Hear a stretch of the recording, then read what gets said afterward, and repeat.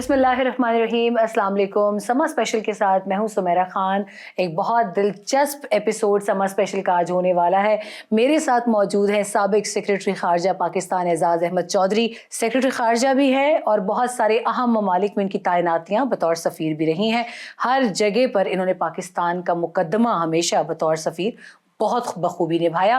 اعزاز صاحب بہت شکریہ آپ کا سما کے لیے وقت نکالنے کا. It's a pleasure to be with you in this program. آپ کے سفارتی سفر کے 44 سال تقریباً مکمل ہو چکے ہیں. یہ بتائیے کہ ان 44 سال میں اگر ہم بات کریں آپ نے پاکستان کی کن اتار چڑھاؤ کو بہت غور سے دیکھا؟ مجھے یاد ہے کہ ایوب خان صاحب کا ایک ڈیولپمنٹ بونینزا پاکستان کے لیے تھا. تو حالانکہ میں اس وقت مجھے یاد ہے 5ویں جماعت میں تھا 1968 میں، لیکن آئی کوڈ سینس اراؤنڈ کہ ہر طرف ایک بڑی قابل فخر سی بات ہوتی تھی. ہمارے اڑوس پڑوس میں لاہور میں مڈل ایسٹرنز بھی آ کے وہیں پڑھتے تھے، ایسٹ ایشینز بھی سارے وہیں آ کے پڑھتے تھے. جب تک ہم سروس میں آئے تو اس وقت ماحول بدل چکا تھا. میں سروس میں آیا تو اس وقت جنرل ضیاء الحق کا دور تھا اور پاکستان ایک بالکل ہی مختلف سمت میں چل پڑا. افغانستان کا ایک جہاد کے نام پر ایک سلسلہ شروع ہوا اور آپ کو پتہ ہے کہ اس کے بعد پاکستان میں بے انداز تبدیلیاں آ گئیں. میں سمجھتا ہوں کہ وہ پاکستان کے لیے ایک بڑا ہی مشکل وقت تھا. 1990 کی دہائی بھی میں سمجھتا ہوں کہ جب پوری دنیا میں گلوبلائزیشن کا چرچا تھا، ہمارے پڑوس میں بھارت میں بھی ایک اکنامک پلان بن گیا 1991 میں. ہم نے ان سے پہلے بنایا 1990 میں. ان کا پلان چلتا رہا اگلے 25-26 سال اور پھر ان کی اقتصادی ترقی ہوئی. ہمارے ہاں گورنمنٹس چینج ہوتی گئی. وہ بھی ایک میرا خیال میں ہمارے لیے ایک اچھا وقت نہیں تھا.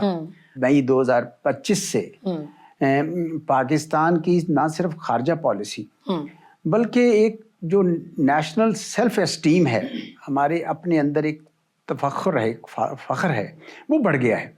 کیونکہ پاکستان نے ایک اپنے سے کئی گنا بڑے ملک کے ساتھ نہ صرف مقابلہ کیا ہے بلکہ ان کا 2 دہائیوں کا ایک پروپیگنڈا کہ پاکستان ٹیررزم کرتا، وہ بھی سارا کا سارا بسٹ ہو گیا. اس کے بعد سے دنیا کی تمام شاہراہیں پاکستان کے لیے کھل گئی ہیں. تو مجھے خوشی ہو رہی ہے کہ میں اس وقت جب آپ سے انٹرویو دے رہا ہوں تو اس تمام اتار چڑھاؤ کے بعد آج پاکستان پھر چڑھاؤ کی طرف ہے. صرف کمی ہے مجھے تو اس چیز کی محسوس ہوتی ہے کہ ہمارا ابھی بھی اقتصادی ترقی کی طرف اتنا فوکس نہیں ہے. How we can cash big time on this victory, which is a gigantic victory. We can't just term it ordinary. آپ کیا سمجھتے ہیں کہ immediate steps کیا ہونے چاہیے؟ جس طرح میں نے پہلے کہا کہ آپ کو اب اپنی اقتصادی ترقی پر توجہ دینی چاہیے. میں شروع سے اس بات کا یقین رکھتا ہوں کہ جو ہماری نیشنل سیکیورٹی پالیسی آئی تھی جس میں یہ کہا گیا تھا کہ آپ کا دفاع، آپ کی ہیومن سیکیورٹی، آپ کی اکنامک سیکیورٹی، یہ تینوں چیزیں ہوں گی تو قوم مضبوط ہوگی. میرے خیال میں اس کے اوپر توجہ دینی چاہیے. اور اقتصادی میدان میں دیکھوں تو کنٹینیوٹی آف اکنامک پالیسیز بڑی ضروری ہے. اور کبھی کبھی میں صدا سنتا ہوں چارٹر آف اکانومی کی، مجھے اچھا لگتا ہے کیونکہ وہ کنٹینیوٹی آف اکنامک پالیسیز کرے گا. ایز آف ڈوئنگ بزنس کریں. ہمارے بیوروکریٹک سٹرکچرز جو ہیں وہ ایسے ہیں کہ وہ اقتصادی ترقی کو روکتے ہیں. پھر میں سمجھتا ہوں کہ آپ کی ہیومن سیکیورٹی بھی امپورٹنٹ ہے. دیکھیں millions of your children are out of school, یہ بھی کوئی اچھی بات نہیں ہے. یہ بعد میں یہ ملیٹنٹس کے ہتھے چڑھ سکتے ہیں، اس لیے ادھر بھی میرے خیال میں توجہ دینی چاہیے. میرے خیال میں اگر لوکل گورنمنٹس ایفیکٹو ہو جائیں تو لوگوں کو ان کی جو اقتصادی مواقع ہیں ان کو انصاف ان کے دہلیز پر ملے گا.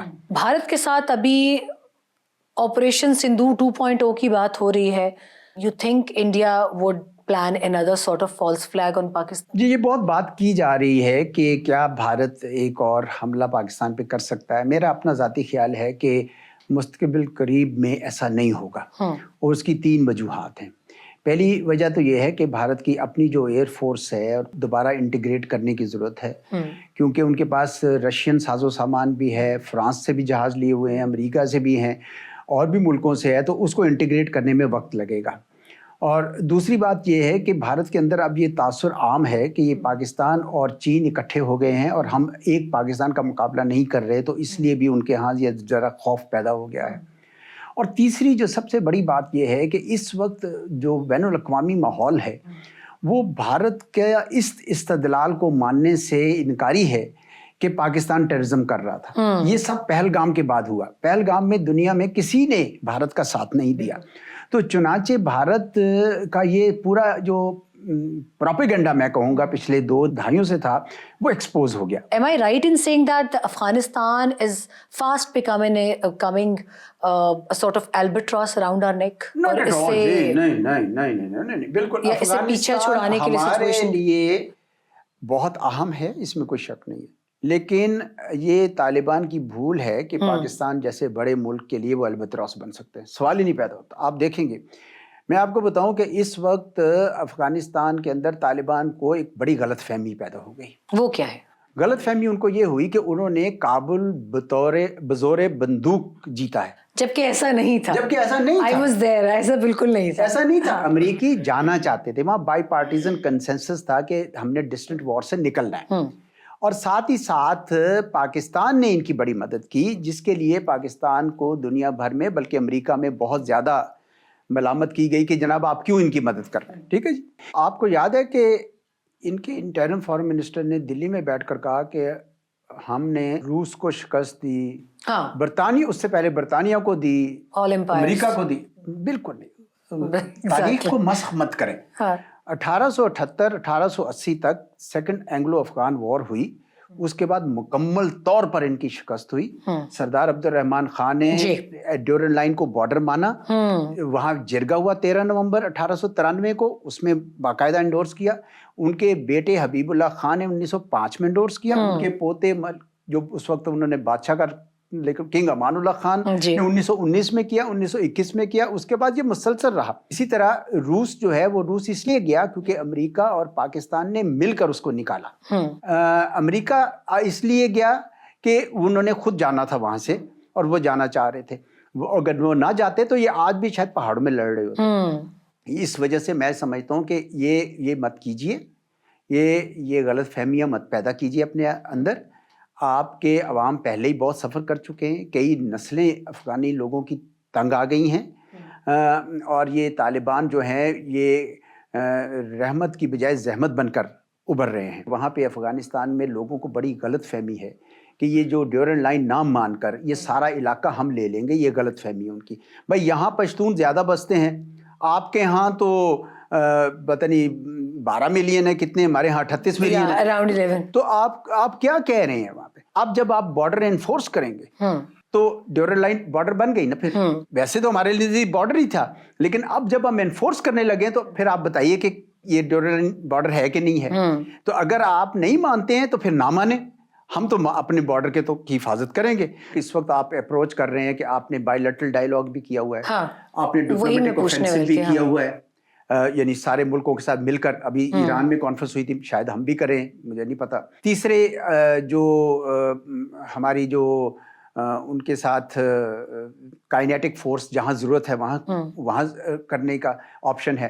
اور چوتھی چیز یہ ہے کہ پاکستان کے اندر کچھ لوگ ان کے لیے نرم گوشہ رکھتے ہیں, ہمیں ان کو بھی سمجھانا ہے. جو ٹرائبل ایریاز وہاں پہ اگر ان کو سلیپر سیلز نہ ملیں, ٹھیک ہے, تو اس لیے ٹرائبل ایریاز کے جو لوگ ہیں بڑے محب وطن ہیں, ان کو وہ حق نہیں ملا جب KPK کے ساتھ مرج کیا, ان کو وہ ملنا چاہیے تھا. کچھ سیاسی لوگ بھی بات کرتے ہیں, لیکن ان کو بھی سمجھانے کی ضرورت ہے. آل پارٹیز کانفرنسز کر کے ان کو بتایا جائے کہ یہ پاکستان کے لیے خیر خواہی نہیں رکھتے. مگر اعزاز صاحب اس میں بہت ساری حد تک پولیٹیکل جو منووربلٹی ہے وہ ون سائیڈڈ ہے. اٹس یونیلیٹرلی بینگ ڈن کہ اچھا یہ اگر آپ نے مطالبات نہیں مانے تو خواہ نیشنل سیکیورٹی سے جڑی کوئی چیز ہے ہمیں نہیں چاہیے. آپ کی بات درست ہے, لیکن میں پھر بھی سمجھتا ہوں کہ آپ کو ارسٹوائل فاٹا میں کام کرنا ہوگا, اور KPK کی گورنمنٹ کو زیادہ کام کرنا چاہیے, وہ اس کا بھی حصہ ہے.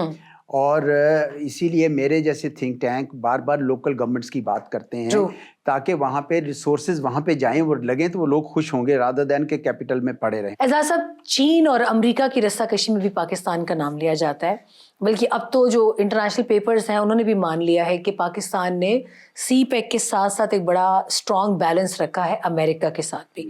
How did we achieve that, اور کیا یہ بھی کریڈٹ جاتا ہے کافی حد تک مارکہ حق؟ دیکھیں اس میں کوئی شک نہیں ہے کہ چین اور امریکہ کی اس وقت بڑی کشمکش ہے, ایک کمپٹیشن ہے.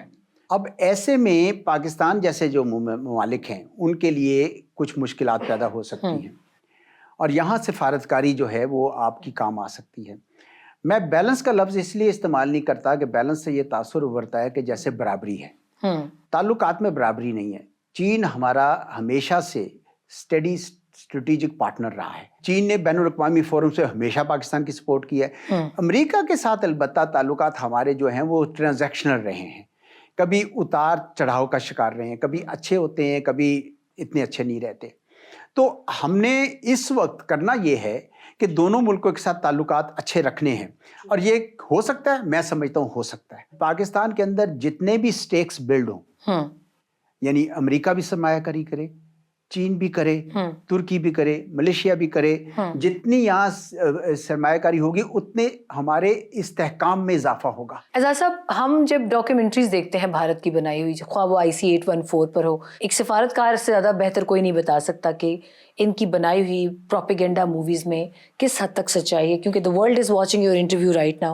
How would you rate this propaganda and narrative warfare of India against Pakistan? Hundreds of fake NGOs and websites 15 سال تک پتہ نہیں کتنے ملک, خدا جانے کتنے ملک, 100 سے اوپر ملکوں میں انہوں نے پاکستان کے خلاف چلائی. یعنی جب بھی مجھے جاتا ہے جنیوا میں سیشن شروع ہوتا تھا تو پوری بسوں پہ فری بلوچستان کے بورڈ لگا دیے. Exactly. وہ کون دیتا تھا پیسے؟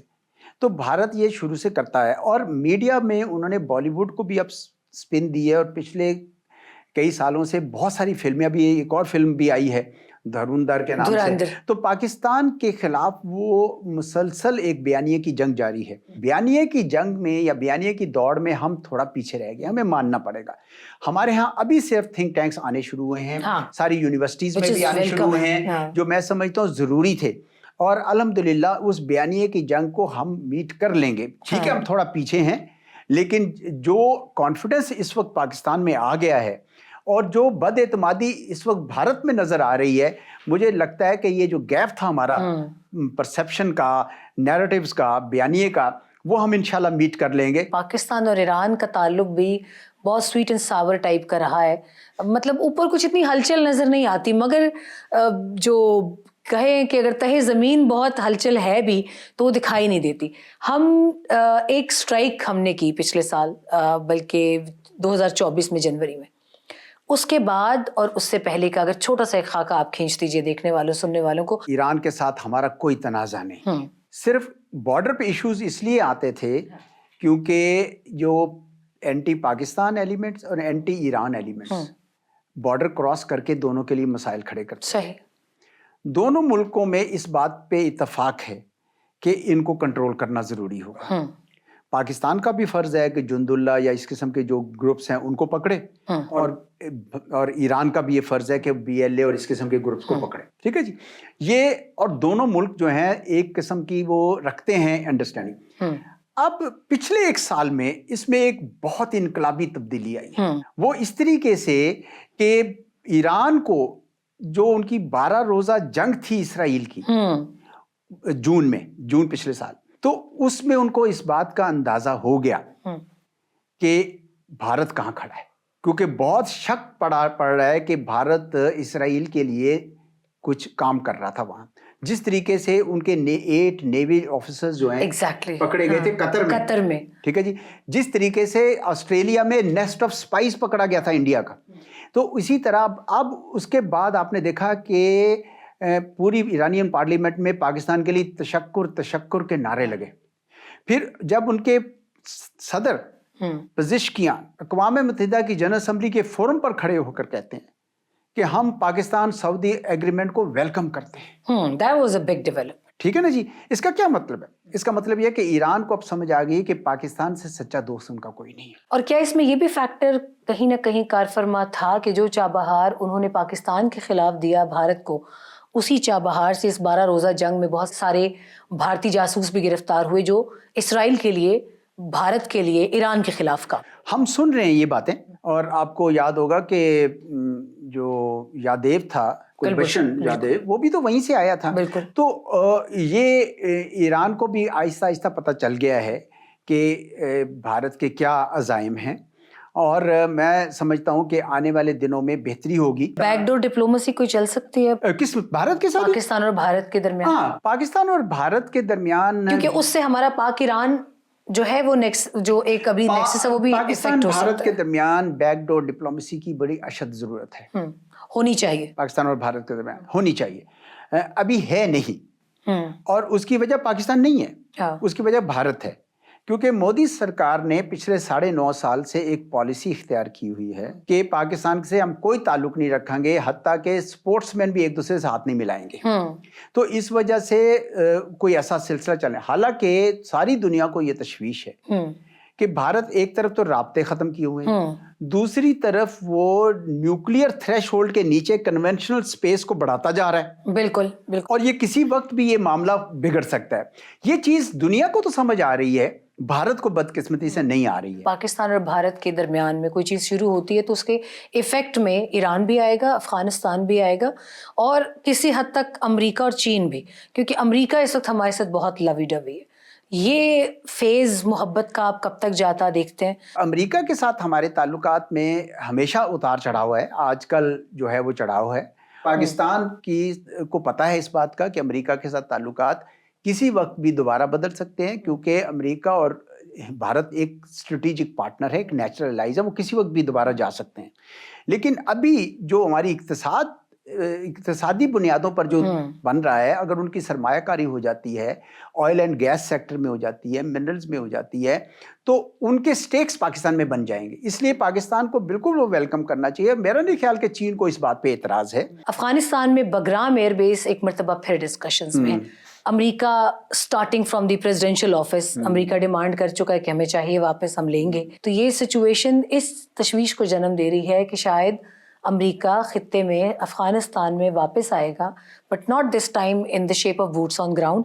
پاکستان کو وہ اس لیے اتنا پیمپر کر رہا ہے اپنے پاس, یا وہ اس راستے سے آنا چاہتے ہیں؟ How do you respond? دیکھیں, روایتی سوچ تو یہی کہتی ہے. مجھے لگتا ہے کہ اگرچہ انہوں نے یہ بات کہی گئی تھی, لیکن کوئی عملی اقدام انہوں نے نہیں اٹھایا اس کو لینے کے لیے. کوئی سیریسنس نہیں لگ رہی تھی ابھی تک تو نہیں نظر آ رہا. لیکن ویسے جو میں نے کہا کہ ان کی جو اسٹیبلشمنٹ ہے وہ یقیناً چاہے گی کہ وہ وہاں پہ واپس آئے, ایک فٹ پرنٹ اور ایک فٹ پرنٹ ان کا ہو. لیکن کیا ڈونلڈ ٹرمپ کی پالیسی کے ساتھ یہ ہم آہنگ ہوگا کہ نہیں؟ مجھے لگتا ہے کہ ابھی نہیں ہے. Sir, thank you very much. We wish you best of luck for your future endeavours. And آپ سے آج کے لیے اجازت چاہیں گے. اگلے سما اسپیشل میں آپ کے ساتھ دوبارہ کسی بہت اہم شخصیت, چاہے وہ پاکستان کے ڈپلومیٹس ہوں یا پاکستان میں بیرون ملک کسی دوسرے ملک کے ریپرزینٹیٹیوز ہوں, ان سے آپ کی ملاقات کرائیں گے. اللہ کی امان.